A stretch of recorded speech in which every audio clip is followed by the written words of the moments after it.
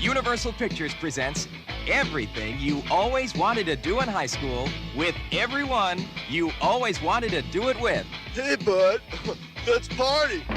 They're the students of Ridgemont High. Brad Hamilton, the fast food king. I shall serve no fries before their time. It says 100% guaranteed, you moron. Mister, if you don't shut up, I'm gonna kick 100% of your ass. Charles Jefferson, a man with a mission. Oh, gnarly. Linda Barrett, not exactly the girl next door. Awesome. Totally awesome. And Jeff Surfs Up Spicoli. People on moods should not drive.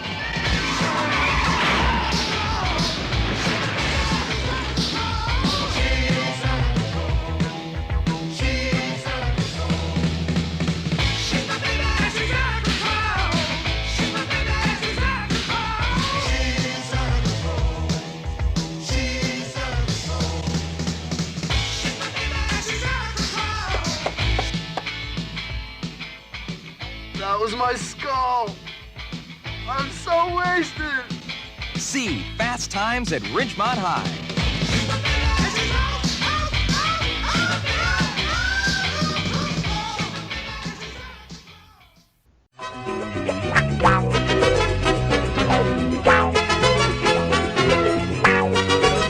Who's that 80's icon?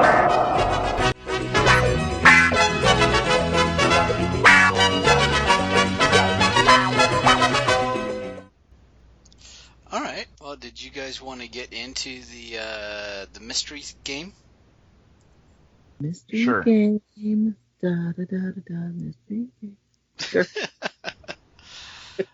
Alright, I'm trying to think, do we go through we'll go through the voting thing first, then we'll do the intro stuff. Just so, so that I'm clear, I've got 3 80s icons to talk about. The both of you can, upon hearing them, if there's one of them that you absolutely just don't want to talk about at all, you can throw a veto out there, and then that gets removed from the list. If you do that, though, you can't use a veto again when Scott is leading or Rose is leading. Understand? Yes. Okay. So this Vito is Vinny's brother? Mm. Exactly. Okay. Just making sure. Yep. And if you both vote and you're voting for one, and Scott votes for one person, Rose votes for another, I have to vote to break the tie, but I can only vote for one of those 2 people. Ah. Okay? So that way we're going to definitely do... Yeah, I wouldn't be able to pick that third one because otherwise we'd never, break the tie. You could never really pull a complete overlord move then. Right, exactly. Okay. Got it. All right, so now I'm going to give you your choices, and then you're going to let me know if you want a veto or not, and then we'll go into voting. So choice number 1, Phoebe Cates. Choice number 2, Anthony Edwards. Choice number 3, Kelly Preston. So, do either one of you want to use the veto? No. Scott? No. Okay, well, very good. Okay. Out of those choices, who are you voting for, Scott? Give me a second here. Oh, you can't IMDb. Come on, pick one. What? No, it's too fast. You got to go faster than Okay. that. Anthony Edwards. Anthony Edwards. You picked my. Oh. No, that's Why okay. you That pick means we Phoebe both. Cates? Oh. Okay. Jeez. Who did you? You're voting Phoebe Cates? Rose? Fine, I'll pick Phoebe Cates. Sure. All You right. expected me to pick Phoebe I get the hot Cates. chick. No take back. All right. So, Scott, you chose Anthony Edwards. Rose picked Phoebe Cates. Tiebreaker, I'm going Phoebe Cates. Okay. So we are going to go 80s icon Phoebe Cates. Oh, cool. Woohoo. Sweet. Hot mama.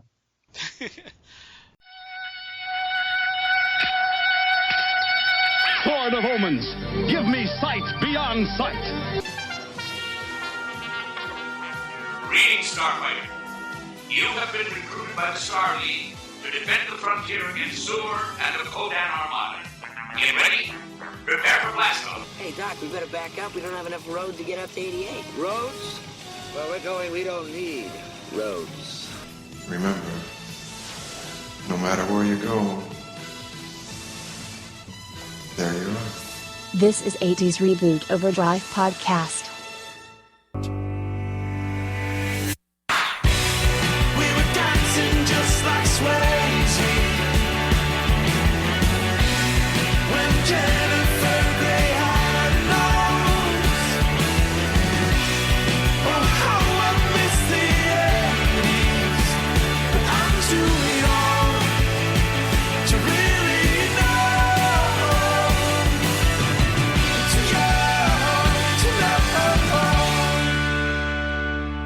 Oh my god.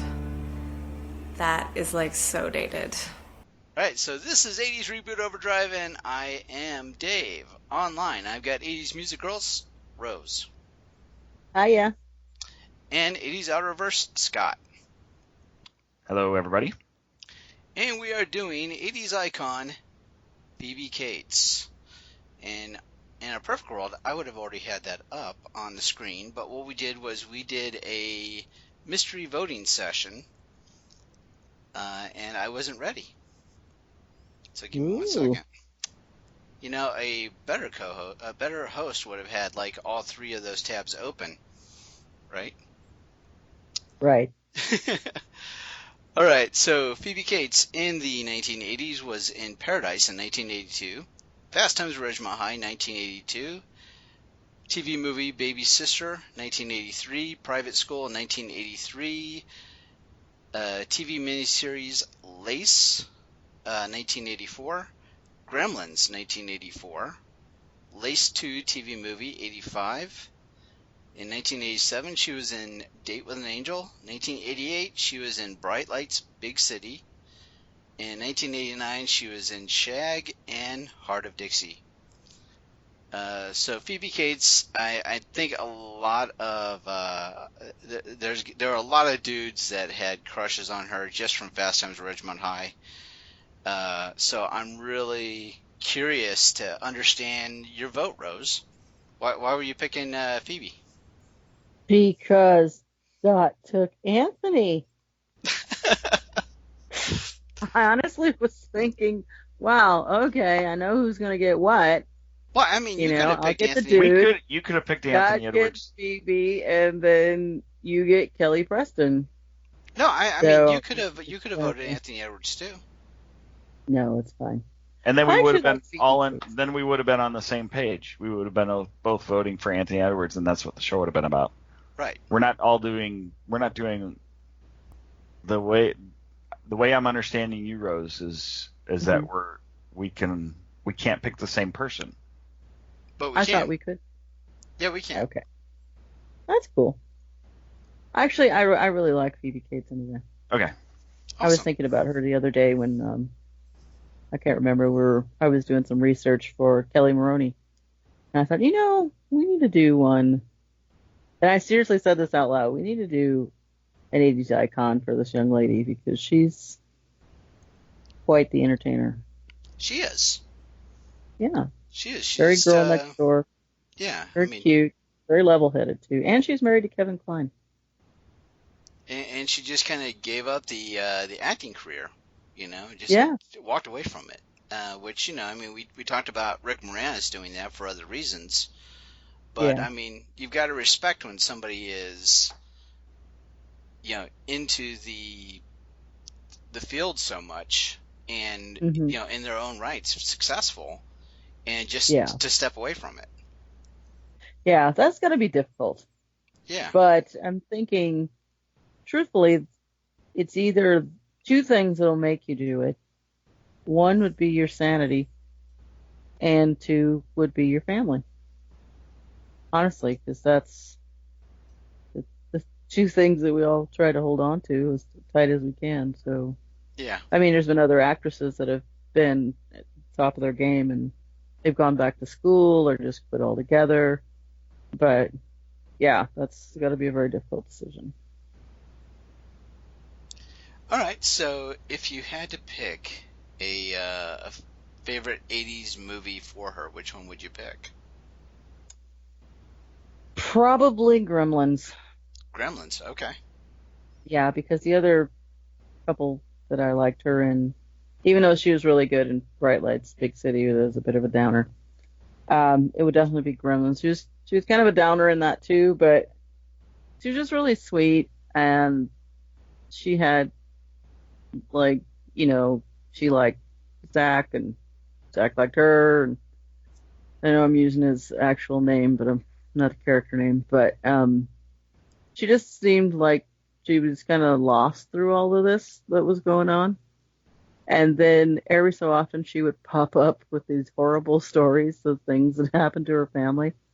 And, you know, at one point you would see his character kind of maybe wonder if he really wanted to continue to date her, because she was just, you know, she was just that out there, but she looked so calm and collected and reserved. And then the moment of tragedy strikes, and then she's just all moody and somber, and you know how people get. Yeah.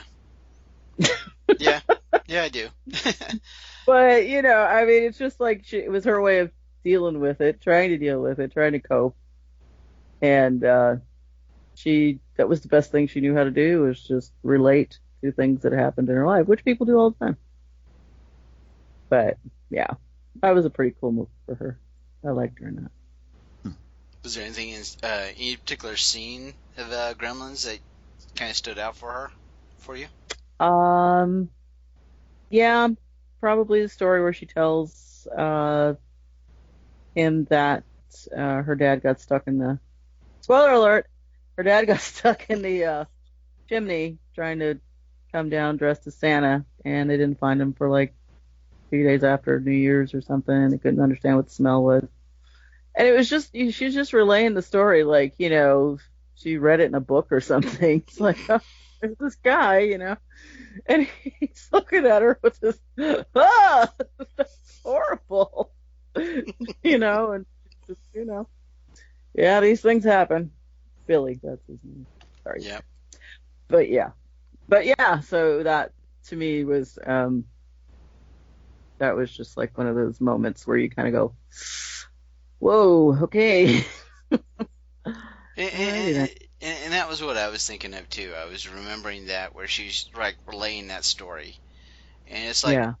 Oh, how sad that happened to you, but she's like telling it so matter of factly. Mm-hmm. Yeah, it's like, okay, do I feel sorry for you, or you? Yeah. But it looks like you're good with this. But... Exactly. Yeah. But yeah, she's very cute in that movie. Very cute. Well, she's cute in any movie. She's just cute. Can't help it. Well, that's true. She's very cute. Had a huge crush on her. Yep. She's very, yeah, very likable. I mean, likable. Yep, sorry. I gotta keep using that. Everybody get tired of it, I know. Scott, what about you? Favorite 80s movie with Phoebe? Well, I mean, I have to go with Fast Times at Ridgemont High. It just, you know, I just thought she was great in that, and you know, I was 14 and a boy, right? And you know, there's that one specific scene that you know, when you watch the Blu-ray special edition or whatever, when they talk to the actors 20 years later, or 30 years later, whatever it was. That there had been reports of, you know, the VHS tape being worn out in that section at most rental places. Like they were always going through a lot of those, the copy of that, because that one section of tracking was bad, because of too many rewinds in that one section. Yeah. Yeah. So I mean, Fast Times at Ridgemont High, it's just, and her character was pretty, you know, a pretty strong role in the whole thing. I mean, she was one of the main characters, obviously, her and Jennifer Jason Leigh, and being friends, and yeah, she was very important in it, and very hot and, like you said, likable. Well, I said lickable, but yeah. Yeah. Yeah.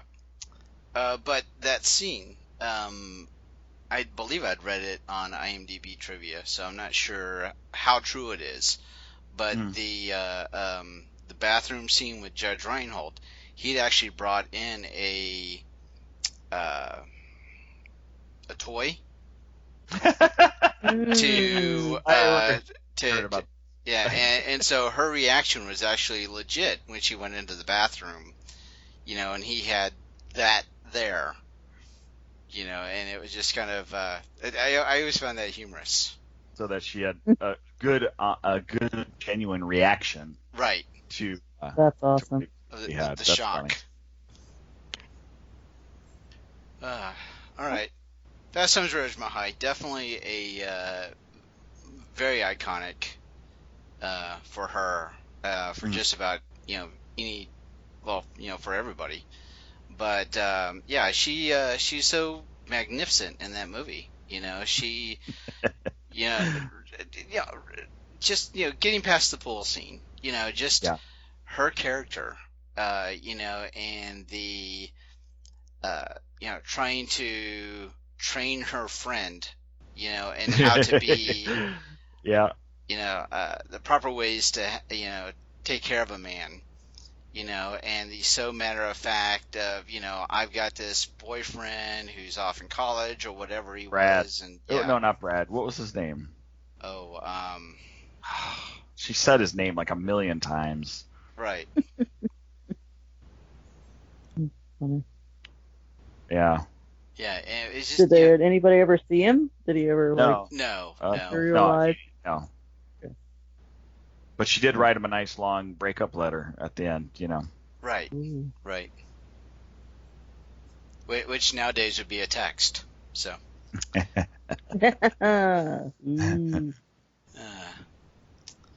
Well, I for my pick though, I was going Fast Times at Ridgemont High also, but as a backup, I'm going to go Private School. Have you guys seen that one? The cover or the artwork that they have for the cover looks familiar, and Matthew Modine in there. Right. But I can't recall it. Like, I don't remember. I mean, I'm guessing it was somewhat risque. Yeah. She was not afraid. She was not afraid to show herself. Yeah, anyway. and actually in that one, I think she's one of the stars that did not. Oh, really? Okay. Yeah, if I remember the movie right. But essentially, it is what it is. It's a dumb teen comedy about sex.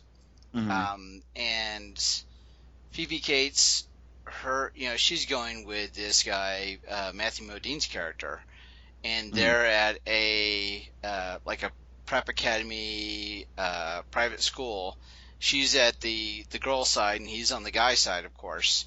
And of course, all the hilarity ensues where him and his friends are always breaking into the female side, and then he's trying to take the Phoebe Cates character out so that they can consummate the relationship. But everything always doesn't allow that to happen. But, he's got, like, friends that are, horn dogs. Right. And, it's not by any means a very great, 80s film. As far as, like, storyline goes and acting goes. Yeah. You know what? It's cute. That's a sign of that time, those times, though. There was a lot of those types of movies. Right. That were, all about it's all about teenagers and their hormones. Right. Yeah. And some of them were a little bit more revealing than others, and some of them were a little more serious.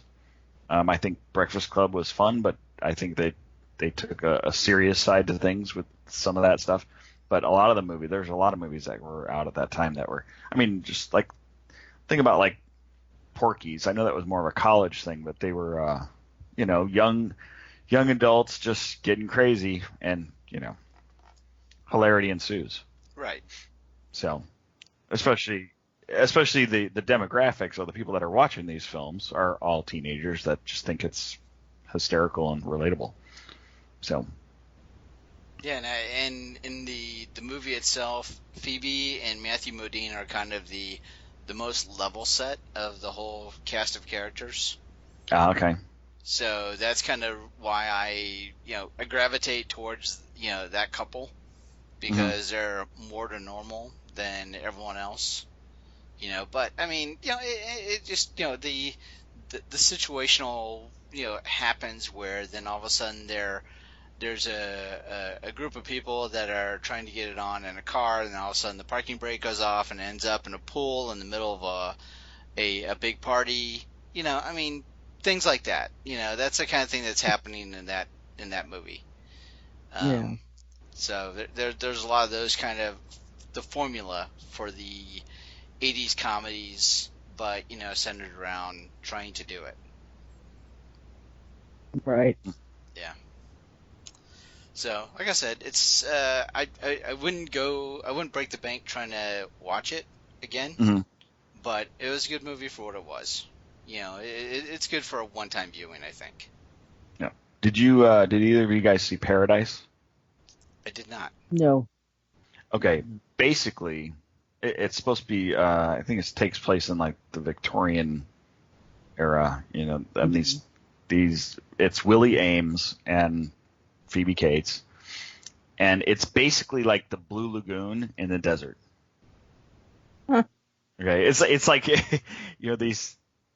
They're kind of trapped in this area, and they discover love and sex in the desert in this oasis that they decide they can live and just be there without having to go back to society or whatever it was.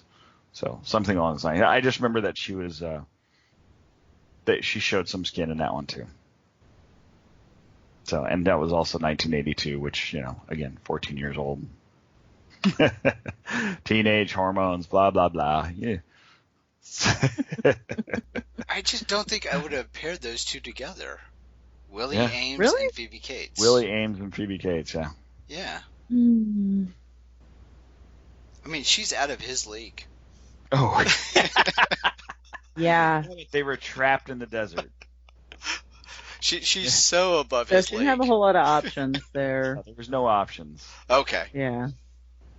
It was I'm telling you, it was like the Blue Lagoon, but in the desert.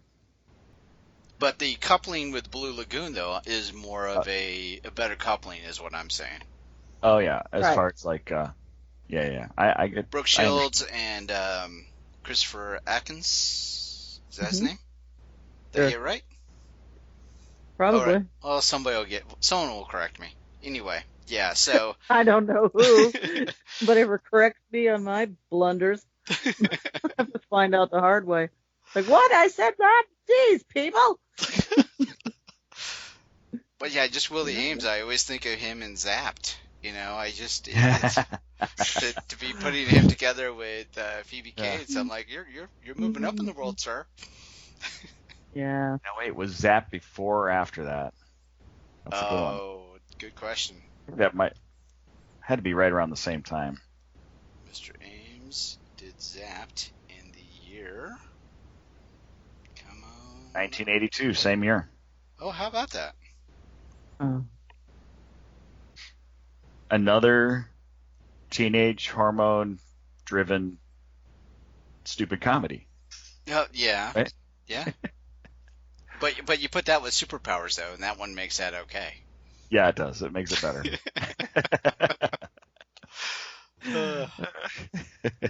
Everything's better with superpowers. So, Rose, you mentioned briefly Bright Lights, Big City. So you've seen that before then? I have. In the 80s, an amazingly huge crush on Michael J. Fox. And who's that? any movie.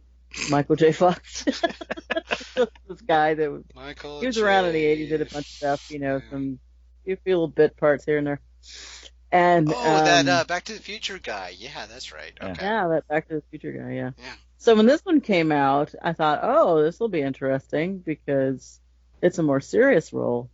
And I started watching it. I was like, ooh, oh dear, this is like a really off version of Lesson Zero. But it was sad. Like I said, depressing, and he was like into drugs and cocaine and alcohol and lost his wife, and it was crazy. I liked Kiefer in that movie. Kiefer was fairly good in that one. Yeah, I mean, I liked the tone of branched it out. was definitely dark, like you said, but his character was just kind of, it was very, I don't know, over the top. Yeah, he was put out there. It was fun to watch, even though he's a jerk. And I like it when actors get to break away from their stereotypes.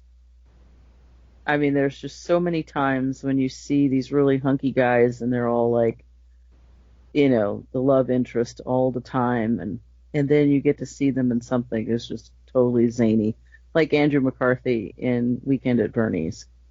Right. That role, I would have loved to have seen him do other things with a character like that, because he was just nuts in that movie. Absolutely crazy. But I don't make movies, so. Yeah. I'm with you, though. Bright Lights, Big City, though. I mean, because of the dark tone of it, it kind of makes that a tough movie. Yeah, it was tough to watch. Especially with, dollface like Michael J. Fox, and you're like always rooting for him to the underdog to win and be on top, and then you're like, oh, come on, you can do this. And he's not doing a very good job, so it's just like, oh. Yeah. Yeah. But it was a good movie. Everybody was really good in it. And it actually had his real wife in it, too, so. Yeah, that's true. She was in there. Is this something I should try to seek out? Yes. Pay $3. Watch it. Yeah, it's not available on Amazon for rent. Got to get the DVD. So I'm looking at deep discount DVD right now to see if I can get a cheap version. Ooh, see if they've got Transylvania Twist on there. Okay. I gotta watch that movie. Transylvania Twist. But yeah, I mean, as far as Phoebe Cates in that, she plays his kind of estranged girlfriend, living girlfriend, where she goes off to Paris, and then because she's a model, and she's not essentially interested in him anymore, because she comes back to New York, but she doesn't try to contact him again. So you really only get to see like flashbacks of her, and then at the end where she's kind of like, yeah, all right, well, whatever, there you are. Yeah. So she's kind of cold, other than the flashback scenes. She's good at that. She's good at doing cold. Yeah. She's got a very unique look about her. She's very, what's the word I want to use? It's a very European look about her. And she just gets those eyes set, and you're just like, whoa, whoo, chill. Somebody open a window? Oh my God. Yeah. But yeah. Still a cutie, though. Totally. Yeah. So is there any of these other movies that were in the 80s that you guys have seen? No, I didn't see Shag or Heart of Dixie, even though I wish I would have, because I was reading the synopsis for it. It looks really good. It's got Ali Sheedy and Homegirl in it from Virginia Madsen. I like Virginia Madsen. Now, there's somebody that like fell off the radar for a super long time. And, you didn't see her in Hollywood for a while, and she came back. But she's an excellent actress. I always liked her. But it actually looks really good. It actually has some historical value to it. So, I mean, not like actual factual, but it's set in a part of history that was pertinent to America, and they're all trying to deal with it in their own way. So it actually looks really good. 3 young sorority women try to find love with potential men while worrying about changes in the way of life with integration begins at their college in 1957 segregated Alabama. See, that's just a... Yeah, that sounds like a great time capsule. Yeah. Especially totally with that does. cast, too. Ali Sheedy, Virginia Madsen, and Phoebe Cates. Treat Williams is also in there. See? Yeah. Yeah. So I definitely would pay $3 to see that. Scott, are you still there? I'm here. Oh, good. I'm just You thought reading. We lost you for a second. No, I'm just reading Okay. some stuff Yeah. on Phoebe. I need to get I into don't the know any of 90s. these. I don't know any of the other movies that were in the Yeah. 80s. I mean, I remember Drop Dead Fred. I watched it once. It didn't, really grab my attention. I remember hearing about the movie Princess Caribou. That was cute. I mean, other than Gremlins. Gremlins too. Yeah. Did you ever say I Love You to Death? Let me see I gotta look at Kevin Kline. Yeah. That is I think I remember hysterical. that one. Yeah. That's a funny one. That is such a funny movie. And That's it's filmed. that's a funny one. Yeah. That is a good one. And then, of course, every time I hear Hall & Oates, what's that song that they did? Make My Dreams Come True. It's Kevin Kline and Phoebe Cates on the dance floor. Oh, Every really? single time it comes on the radio, I'm like, that's them on the dance floor. Yeah, this was, it's 1990, so it's on the cusp there. It is on the that cusp. one actually. I'm now that I remember, this was a really funny movie. It was. This really had a lot of funny scenes in it. Tracy Ullman is hysterical. Yeah. Yeah. Especially at the time, and and River Phoenix is in it. William Hurt, Keanu Reeves. Man, big lineup. Yeah. Forgot all these people were in it. Yeah. Totally funny. There's this part where Phoebe Cates takes Kevin Kline back to her apartment after they were dancing, and she has this massive German Shepherd, and they're trying to, consummate their relationship or whatever you want to call it. And the dog is just they're trying to do it. Yeah. The dog is like not having any of it. And he's like on the bed, he's growling at him, and he's trying to get him to leave, and he doesn't want to go. And she's trying to he just wants to play and all this stuff. And the dog looks like, no, I want to eat this dude. And he finally did something and got him out of there and slammed the door. But just that scene alone was just hysterical. I had a dog like that, and he was a girl's dog. I got it from a single girl, and I got it, but I was married at the time, and he wouldn't let my husband sit in the front seat when we went to take him home. He had to sit in the back seat. And the dog sat in the front seat with me. I'm like, I like this dog. Oh, God, that was hysterical. That was so damn funny. But, yeah. That was a good movie. And then Gremlins 2, of course. That was too cute. I mean, it wasn't really as good as Gremlins 1, but it was nice that the Gremlins were talking. Yep. Well, 1 anyway. 1 was talking. The smart one. Yeah. The smart one. The one that Tony Randall one. That was really cute. I'm glad they put funny. in there. That was really neat. See, okay, I know Phoebe Cates was in the first one, and this, both of them, whatever. And I know her character was important to the plot line, but I was so distracted by all the gremlins that I kind of like Billy. I don't know the actor's name. I can't think of it right now. What is it? Zach Galligan. Okay, yeah. Zach. both of them. I know that they were very important. I mean, they were the main characters right after the Gremlins, but the Gremlins really, I mean, they stole the show, obviously. Yes. And it's, it's become a huge classic from the 80s. A lot of people know the Gremlins, Yes. But it was just hard to get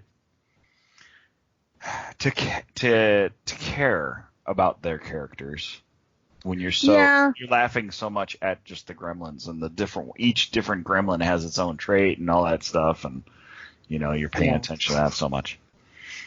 Yeah, I think it was probably supposed to be like that, them being side characters until the main, finale, when it's time for them to save the day, so to speak, and get rid of the Gremlins. But yeah, it was nice to be able to see all the little creatures again and how they've evolved, because it seemed like every time, especially with that crazy lab that they had with all the different experiments that were being done on them and everything, it was right. Yeah, the one green one, the female with Robert Picardo. Like, whoa. Yeah. Well, I think, the reason why you have those other supporting characters, you've got to have the heroes, and you've got to have the people that you're rooting for, And I think, both Zach and Phoebe, they portrayed that really well, and they bookended the story, even though, you had, the Gizmo and the Stripe and, all of those cast of, Gremlins that really stole the middle part of the movie, as, they should have, because, that's the title of the movie, but you've got to have the people that you're rooting for, and ultimately the people that are going to survive, and that's what, Phoebe and Zach did for it, and I think they did a really good job in that role, even though they weren't, to Scott's point, once the Gremlins entered the scene, it's tough to focus on them. Right. Yeah. You could, anybody could have played those roles. Well, yeah, true. But, Zach and Phoebe did a great job. I'm not trying to sell them short by any means. Yeah. I love Phoebe. Zach, I've seen him in a couple other things too, and he's part of that era. So. Right. Yeah. He's a good actor. I think he's done some directing and things like that too. Later on. All right. Well, I think that kind of wraps up our 80s discussion with Phoebe Cates. Do you guys have any final thoughts? We'll start with Rose. Just that, she's amazing. Seems like a really sweet person in real life. I know you can't always gauge how people are from their performances in movies and things, but she just really seems super nice. And she may have made some movies that weren't all that, I don't know, probably no one's going to win an Oscar for them, but, she made some memorable movies.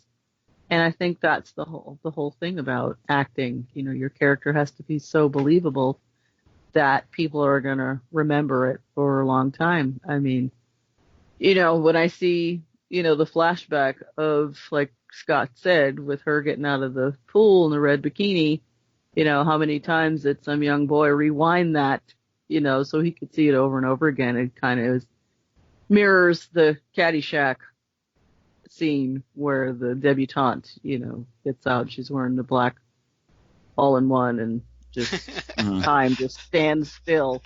That's all she did was wear a bikini and get out of a pool. And you're going to remember this for the rest of your life because it had that much of an impact on you. But, and to this day, I'm sure she gets all kinds of, like Kelly told us the other day, people shout at her daddy would have gave us Susie's. But she probably had things shouted at her too when people see her. Hopefully they're nice things, but she contributed a lot towards the 80s, and I know I'm grateful because, you know, we need good actors like that Mhm. to take us away from the everyday grind, so to speak. So good on you, Phoebe, and thank you for the 80s and 90s. All right, final thoughts, Scott. I have a lot of respect for actors that tend to be quiet. You know, like you don't ever hear anything about them outside of their acting career. They're not, you know, they don't have a lot of controversy surrounding them. I like it when they do that, and I have a lot of respect for when actors, you know, they've gone out, they've done their thing. Molly Ringwald is another example of that, where she kind of, you know, after a few years, she just kind of stepped back, and she knew that her, you know, raising her daughter was important. So she kind of, you know, I think Phoebe seems to have that similar attitude, and I think that's cool that they can actually like step back and separate themselves from the ego part of it, because that's what I think a lot of actors can't get past, is that ego part, that it's always, you know, there's always so much attention on them, and it feeds them that way. So when people can look at it from a different point of view and just be more of a real person, then, you know, it's kind of cool that way. It's cool. Yeah, I agree with you. You know, I mean, she's stepped, you know, took a step aside, you know, from a prospering career, which looked like to be a prospering career, and just, you know, decided to do, you know, whatever it was that she decided to do after, you know, the 1980s. So, you know, for her to step away and do that, you know, that's admirable. Mm-hmm. But, you know, I mean, exactly what Rose was talking about, though. I mean, that was kind of my final thought, was just that image of her coming out of the pool. You know, that right there is the 80s in so many ways. It really is. Yes. And it's, you know, they have top 10 lists of all kinds of things, and like that is whatever category it was, like best topless moment or something. I saw a list or whatever. That's always like number one. And it's a split second, you know? It's like not even it's a little bit longer. It's maybe 5 or 8 seconds long that you actually see, you know, her topless. It's not a huge deal, right. Really.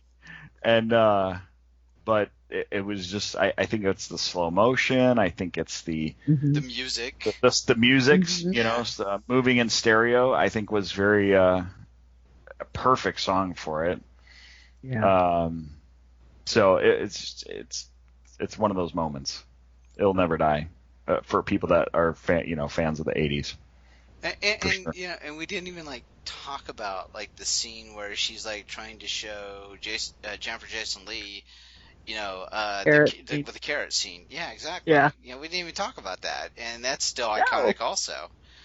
You know, yeah. So, it really is. Yeah. That's another that's a big part of that movie. Right. Very entertaining.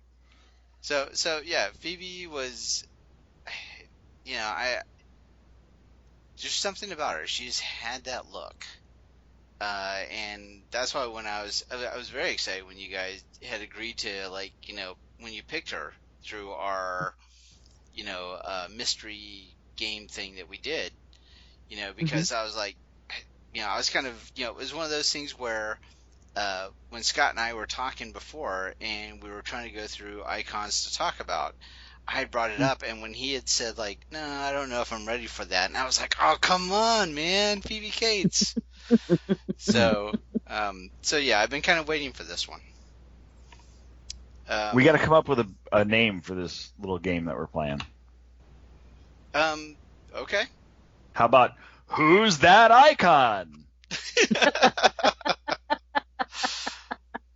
It's time for another episode of Who's That Icon? I can go with that. We'll use your voice with that, with a music clip. Let's tape that one. Yeah. Now, if we can use it, and that's fine. You can use it. We got to add some kind of special effect to it, though. You have to have the game show, got to have an clapping, echo, cheering. Yeah, Corny exactly. music. Yes, like a game show. Perfect. Yep. Who's that icon? I love it. I've been working. I know. I don't know if we're getting a little off topic yet, but I've been working on editing some stuff together from some of our past shows. Oh, really? Okay. Yeah. Just so that we can kind of throw something out there to wrap up the year. I know it's going to be. We probably want to get it out pretty soon. So I'm going to continue to try to put some more stuff together. Awesome. So right now I've only got about 5 minutes. Oh, okay. But I'm trying to be creative with it. All right. That sounds cool. Okay. It's going to be very short snippets of stuff. So just your favorites of our past episodes of 2016. Maybe not my favorites, but like topic, like main, like just a thought, our thought or a word or a name, just all kind of jumbled together and just crazy stuff. So please tell me that 5 minutes has the word ample in it, because not yet. I haven't gotten to that episode. You gotta find it. I will. And Smurf. Ample and Smurf. I will try to find Smurf, and I know I got to look for the holiday special. Like, how many times we've said the holiday special? Star Wars holiday special. Yes. Oh my God. You rock. I'm trying, man. I'm trying. So, I will try to continue to work on a little bit more tonight, actually. Unless we were going to do another episode real quick. I don't know if you guys were up for that, or 9:40. I don't have to work tomorrow, so. Actually, neither do I. But I was up till 3 o'clock last night, so I'm kind of tired. Well, you know what we should probably do here is we'll just completely wrap this one up.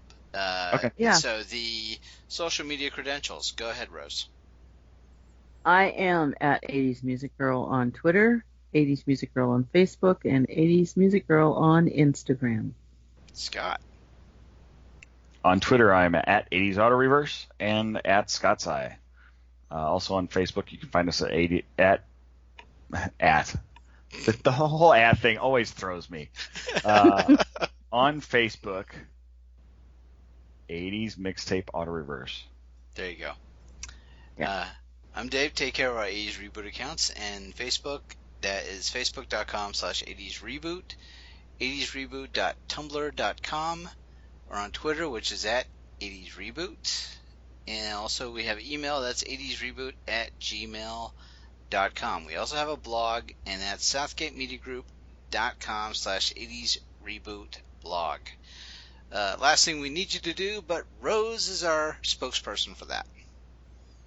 Okay, everybody. Now that the holidays are over and you're all full of turkey and champagne and all of that chocolate-covered fruitcake that people give you that you don't eat, we need you to go out onto the iTunes and review and rate our shows. We know you listen to them. We know you download them. We've been watching you. You really have to give us your opinion. It is so important for you to do that.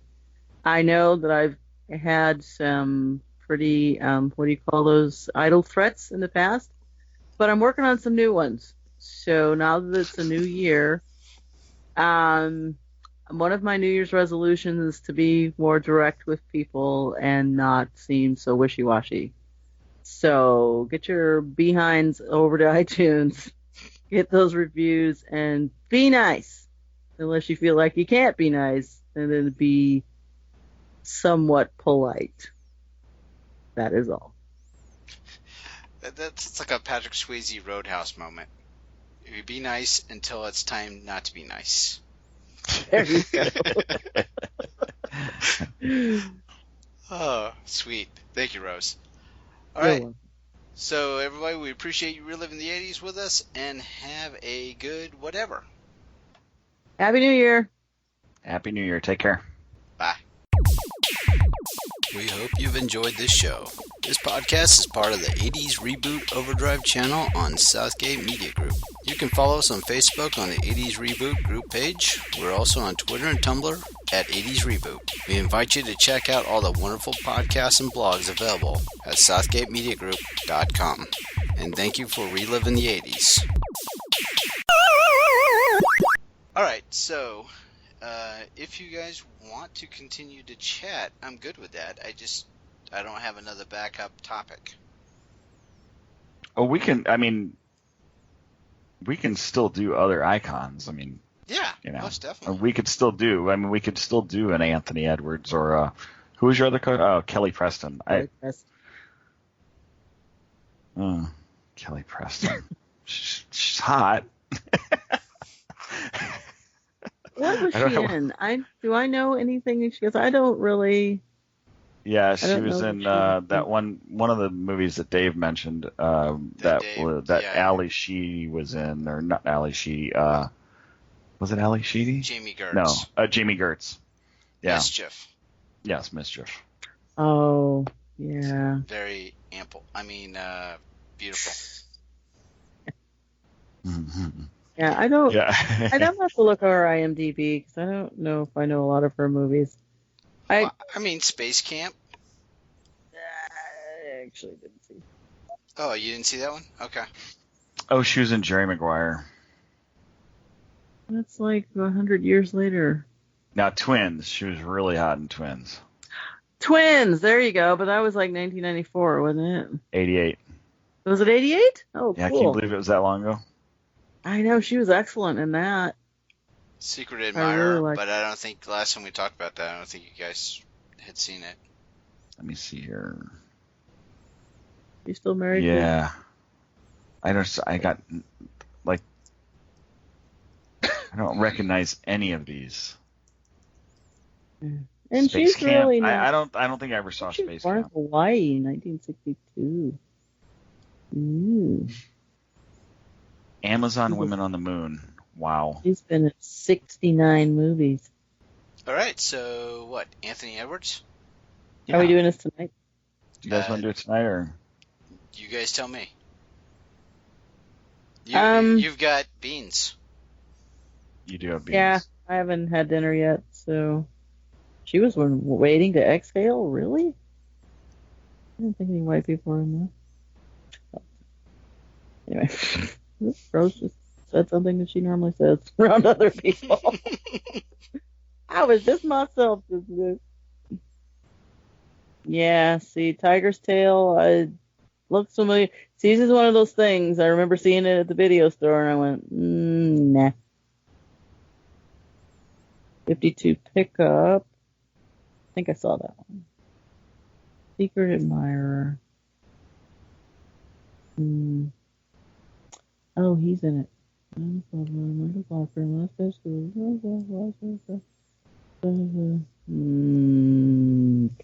Yeah, I did see that. Yeah, I probably didn't. 10 to Midnight. Oh, I did see this one. Is this the one where the guy was like a serial killer and then they found out? Or am I thinking of a different one? What are you looking at? 10 to Midnight. 10 to Midnight does sound familiar. That's the one. That was an excellent movie. Even though I only saw it once, I thought, wow, that guy is creepy. So, yeah. It would be too difficult for me to try and remember her in that. Okay. But I suppose I could try and find something. I remember her in Twins. That's about it. No, if you guys were, if you didn't have to run off, then Anthony Edwards sounds like would be easier to talk to. Oh, absolutely. I'd be all Anthony Edwards. That'd be an easy one. Yeah. So, why don't we shoot for that next time? Okay. Or are we gonna play? Or do you want to play the game again next time? If someone wants to come to the table with 3 choices. Okay. So. All right. Okay. No. So how do we do that if we keep adding 3 choices? No, Does that mean other people get pushed back, or?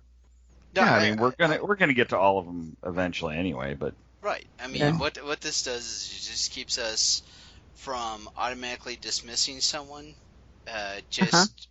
because we're like we have too much time to think about it. You know, a good example of that is where Scott and I were talking before, and like Michelle Pfeiffer came up, and then all of a sudden it was like, I don't know if we have enough to talk about there. But then after some more time, we were like, oh, well, yeah, we definitely could have done a Michelle Pfeiffer episode. Right. You know, and this removes that hesitation. You kind of jump. Right. You have to jump into it at that point. Right. And plus, now we have the ultra cool name of the game. Who's that icon? Yeah. Exactly.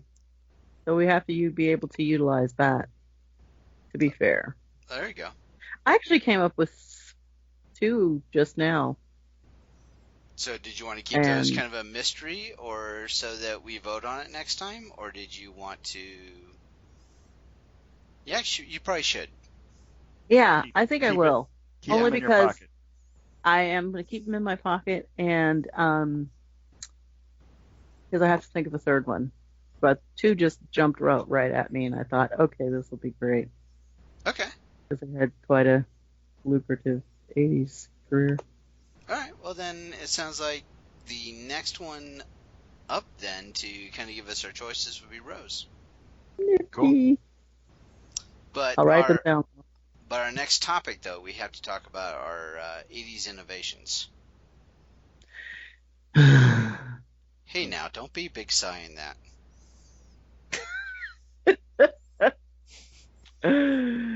I looked at that. I read the Google Doc, and I was like, "Oh man, why is he gotta get all technological and It's not. stuff?" It doesn't have to be technological, though.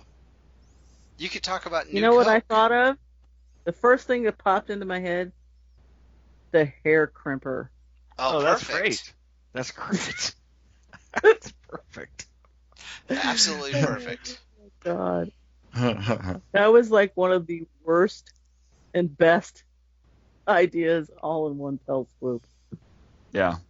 Because a hair crimper is not for everybody.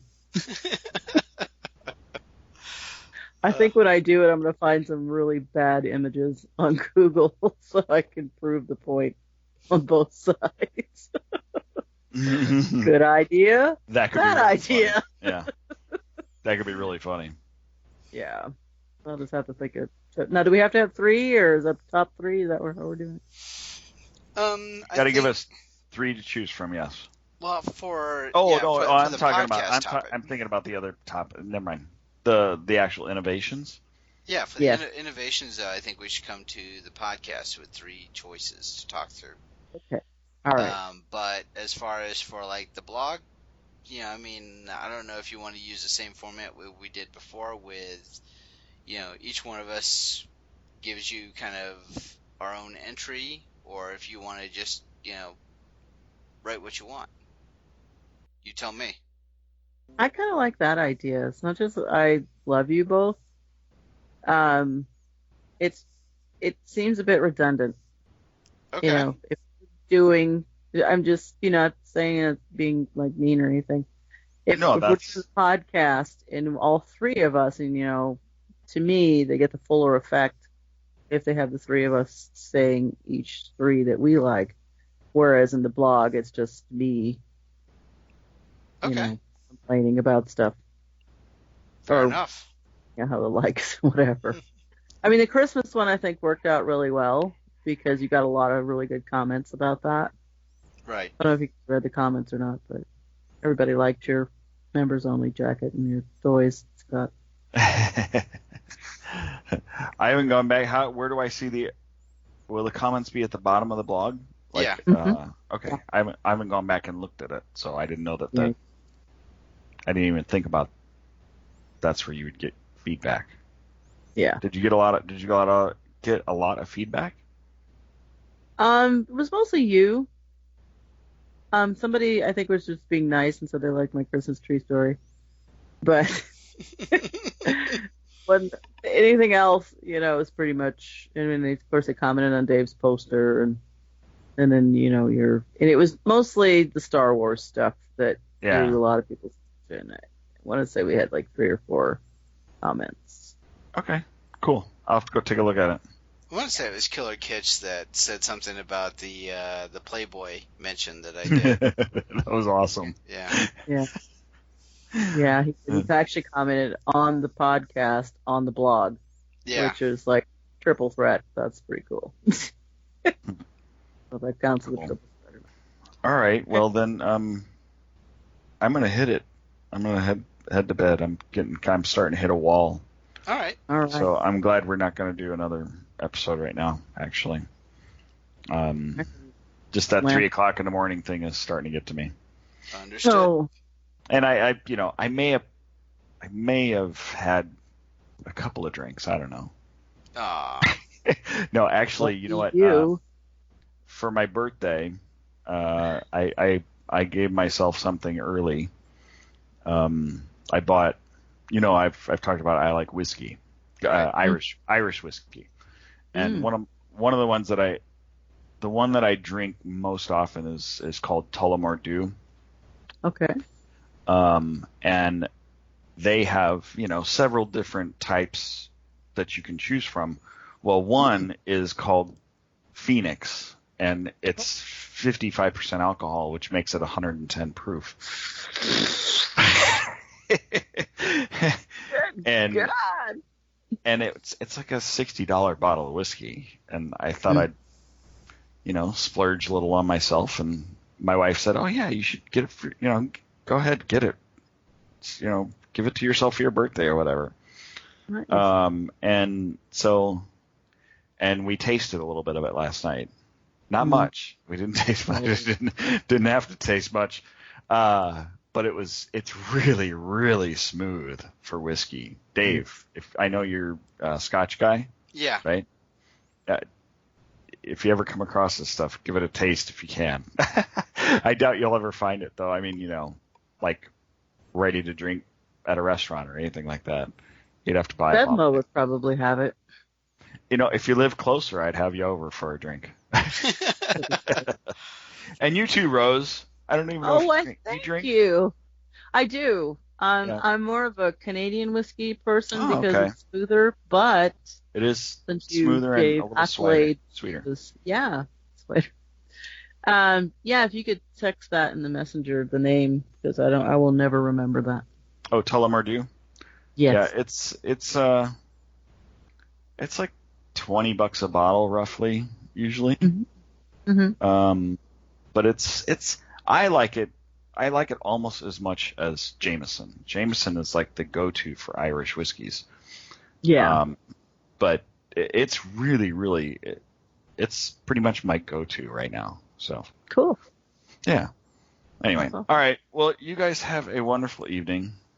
You too. We'll be in contact over the next week. Do you know when that other show is going to happen? The Innovations, Dave? We just have to record it so that it can post. Okay. The week of the 16th. So Tuesday the 17th. We're gonna have to. I think we should do that our next episode then. Yeah. So that it's in the can and ready to go, and then we'll have to do the Who's That Icon episode the following week or something. Right. Okay. Cool. Sounds good. Cool. All right, let's shoot for next Sunday night. Okay, sounds great. Cool. Talk to you guys later. Thanks. Bye. Happy birthday. Thank you. Bye. You're welcome.